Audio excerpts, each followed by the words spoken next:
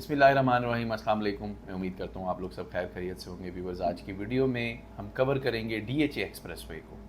इससे पहले कि हम डीएचए एक्सप्रेसवे के बारे में बात करें, पहले हम थोड़ा सा बात करेंगे इस्लामाबाद एक्सप्रेसवे के बारे में। इस्लामाबाद एक्सप्रेसवे रवाट टी चौक से स्टार्ट होता है। जब आप लाहौर की तरफ से थ्रू जीटी रोड आप आते हैं, रवाट टी चौक से एक ऐसा पॉइंट बनता है जहाँ से इस्लामाबाद एक्सप्रेसवे की स्टार्टिंग बनती है। इस्लामाबाद एक्सप्रेसवे वही रोड है जिसके ऊपर आप सीधा जाते हैं तो एंड के ऊपर शाह फैसल मस्जिद आपको देखने को मिलती है। तो इस रोड को इस्लामाबाद एक्सप्रेसवे कहते हैं। टी चौक से जब आप बढ़ना स्टार्ट होते हैं तो रास्ते पे बहुत सारी सोसाइटीज़ आती हैं जिनकी एंट्रेंसेस हैं वहाँ से। और आज से कुछ अर्सा पहले मैं आपको बता दूँ कि रोड भी बड़ी छोटी सी थी और अब इस रोड को काफ़ी वाइड कर दिया गया है। और एक और चीज़ बताता जो कि थ्रू आउट सारे के सारे एक्सप्रेसवे को सिग्नल फ्री कर दिया गया है। ये लोग आप लोग भी जानते हैं, हम लोग भी जानते हैं कि ये इसको किया किसने और किसने करवाया, या किसके पास इतनी कुव्वत है हमारे मुल्क में काम करने के लिए कि इतने शॉर्ट नोटिस के ऊपर इस पूरे के पूरे इंटायर एक्सप्रेसवे को सिग्नल फ्री करवा दिया गया। रास्ते के ऊपर बहुत सारी सोसाइटीज़ थी, सोसाइटीज़ को नोटिस दिया गया बहुत कम टाइम पीरियड के साथ कि आप अपनी अपनी एंट्रेंस के आगे अपना फ्लाईओवर बनाएं ताकि आती जाती ट्रैफिक डिस्टर्ब ना हो। पहले इसी एक्सप्रेसवे के ऊपर ट्रैवल करने के लिए घंटों लग जाते थे। आप मतलब रवाट टी चौक से अगर निकले हैं इस्लामाबाद के लिए, ब्लू एरिया जाते तक आपको काफ़ी टाइम लगता था।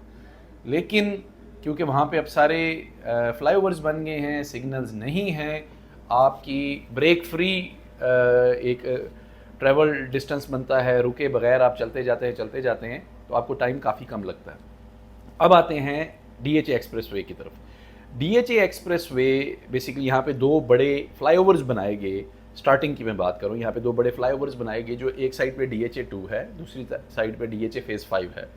ये दोनों फ्लाईओवर्स कनेक्शन बनाते हैं डीएचए 2 और डीएचए 5 का। वहाँ से आने वाली ट्रैफिक को इस्लामाबाद के साथ कनेक्ट करते हैं। मतलब नीचे रोड के ऊपर टच किए बगैर आप ऊपर से होके उस साइड पे अपना फेस कर लेते हैं। अगर आपने टी चौक की तरफ जाना है और आप डीएचए 2 से आ रहे हैं तो आपने एक्सप्रेसवे के ऊपर चढ़े बगैर मतलब फ्लाईओवर की तरफ से आपने वापस अपना फेस कर लेना है जीटी रोड की तरफ। फिर एक बहुत बड़ी ग्रैंड इसी तरह की एक्सप्रेसवे बनाएगी 120 फीट रोड की, 120 फीट वाइड एक एक्सप्रेसवे बनाएगी डीएचए 6 तक जो बिल्कुल स्ट्रेट है, जिसके ऊपर बहुत सारे कमर्शियल्स आपको देखने को मिलते हैं रास्ते पे। राइट लेफ्ट पे बहुत सारे प्राइवेट कमर्शियल्स बनना स्टार्ट भी हो गए हैं। इसी डीएचए एक्सप्रेसवे के ऊपर डीएचए ने अपना हेड ऑफिस भी बनाना स्टार्ट कर दिया, काफ़ी हद तक उसका काम हो गया। इसी एक्सप्रेसवे के ऊपर प्रीवियस वीडियोस में भी बता चुका हूँ कि नोवाकेयर हॉस्पिटल बन रहा है, बहुत सारे प्राइवेट कमर्शियल्स और भी बन रहे हैं। व्यूअर्स, फिर इसी एक्सप्रेसवे पे डीएचए 6 स्टार्ट हो जाते हैं और डीएचए 6 के सेक्टर ए को जब आप क्रॉस करते हैं तो एक एरिया तक यहाँ से कुछ अर्सा पहले कंटेनर्स पड़े होते थे, मतलब वो एक्सप्रेसवे ख़त्म हो जाता था। फिर कुछ बात सुनने को आई, र्यूमर्स आए कि जी बात बन गई है डीएचए की और उस पार्टी की आपस में, कंटेनर्स वहाँ से हट गए। लेकिन एक नई बात सुनने को आई कि जी वहाँ पे अब डीएचए अपना मैरीना कमर्शियल बना रहा है, बना भी रहा है, काफ़ी हद तक उसका काम भी हो रहा है, ऑन ग्राउंड देखने को मिलती हैं चीज़ें। अगर वहाँ पे मैरीना कमर्शियल बनेगा तो डीएचए एक्सप्रेसवे कहाँ से गुजरेगा? तो व्यूअर्स, आज की इस वीडियो में मैं आपको बताता जो इस वीडियो के तवस्सुत से मैं आपको बता दूँ कि एक्सप्रेसवे बेसिकली बिल्कुल वहाँ से स्ट्रेट नहीं है। उस पॉइंट के ऊपर, उस स्पेसिफिक पॉइंट से आगे जो आपको सारी एक्टिविटी नज़र आ रही है वो मैरीना कमर्शियल की है। ये आप इसका डिज़ाइन भी देख लें। अब वहाँ से उस स्पेसिफिक पॉइंट से जो एक्सप्रेसवे है थोड़ा सा लेफ़्ट टर्न लेता है सेक्टर A2 की तरफ और वाया A2 सेक्टर B3 तक एक स्ट्रेट रोड बनेगी जिसका काम थोड़ा बहुत हुआ भी है। बेसिकली उस पूरे एरिया के ऊपर काम हो रहा है। अगर वहाँ से आप सैटेलाइट व्यू के थ्रू देखें या एक अपर व्यू देखें, जैसे कि मैं आपको ये ड्रोन वीडियो के थ्रू दिखा रहा हूँ, तो यहाँ पे डीएचए ने काफ़ी सारा अपना काम किया भी है। फिर आगे एक थोड़ी सी पहाड़ियों की रेंज आ जाती है स्टार्ट में, अगर आप देखें तो उस पहाड़ी के ऊपर भी एक्सप्लोजिव लगा के कुछ काम किया गया आज से कुछ अर्सा पहले। क्योंकि इन दिनों में ज़रा बारिशों का स्पेल था तो मेरे ख्याल में इस एरिया में, इस स्पेसिफिक एरिया के ऊपर काम थोड़ा रुका हुआ है। लेकिन आने वाले डेज़ में फिर से मैं उम्मीद करता हूँ कि हमें यहाँ काम देखने को मिलेगा।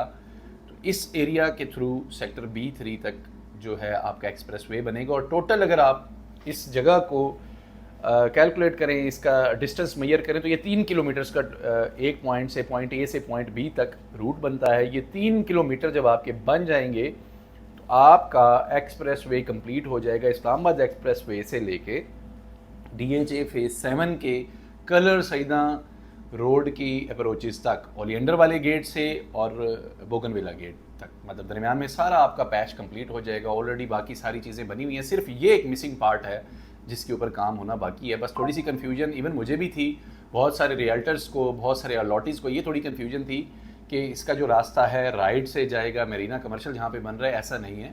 इसका रास्ता लेफ़्ट साइड से जाना है और इससे मैं आपको ये बताता जाऊँ कि रूट काफ़ी कम हो जाएगा।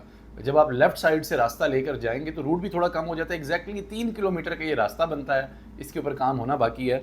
और व्यूअर्स मैं आपको बताता जाऊँ कि इस मिसिंग पार्ट के बनने से होना क्या है कि इम्पैक्ट अब आप खुद सोचें कि सेक्टर A2 में कितना ज़्यादा आपको रेट में इंक्रीज़ देखने को मिलेगा, फिर उसके बाद सेक्टर B3 में कितना ज़्यादा आपको रेट देखने को मिलेगा, सेक्टर C3 एक्सटेंशन के प्लॉट्स में आपको रेट देखने को इजाफा होता हुए आपको नज़र आएगा। इवन उस साइड पे जो ऊपर नॉन डेवलप एरियाज़ हैं वहाँ की प्राइसेस में भी काफ़ी ज़्यादा फ़र्क देखने को मिलेगा। और स्पेशली DHA 7 जिसका पुराना नाम DHA वैली है, अगर मैं उसकी बात करूँ तो वहाँ पे काफ़ी ज़्यादा आपको रेट में चेंजेस देखने को मिलेंगी, क्योंकि मेन प्रॉब्लम यहाँ का यही है कि जो एक्सेस है इस रास्ते की दरमियान से, ये जो 2-3 किलोमीटर है, ये थोड़ा सा मिसिंग थी।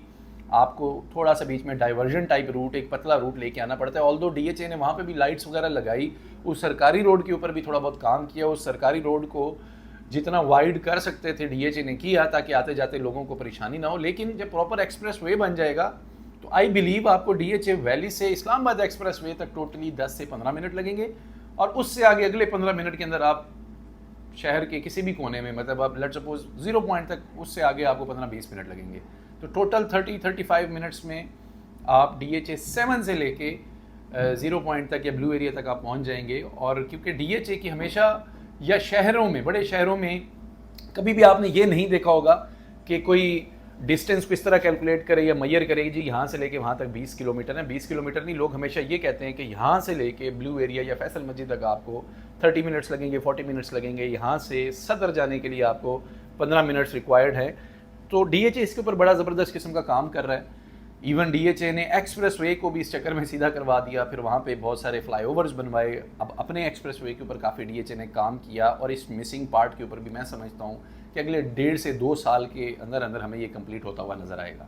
अब इन 1.5 से 2 सालों के अंदर जब ये मिसिंग पार्ट कंप्लीट हो जाएगा, बहुत ज़्यादा क्लैरिटी मिल जाएगी, और ये क्लैरिटी आने से रेट्स आप खुद इमेजिन करें कि रेट्स में भी काफ़ी ज़्यादा फ़र्क मिलेगा। अगर हमारे इस चैनल पे आप नए हैं, चैनल को ज़रूर सब्सक्राइब करें। हमारी वीडियो पसंद है तो इसे लाइक करें। किसी किस्म की क्वेरी है या कोई क्वेश्चन है, आप कॉल भी कर सकते हैं, कमेंट भी कर सकते हैं। हमें दुआ में याद रखें। अल्लाह हाफ़िज़।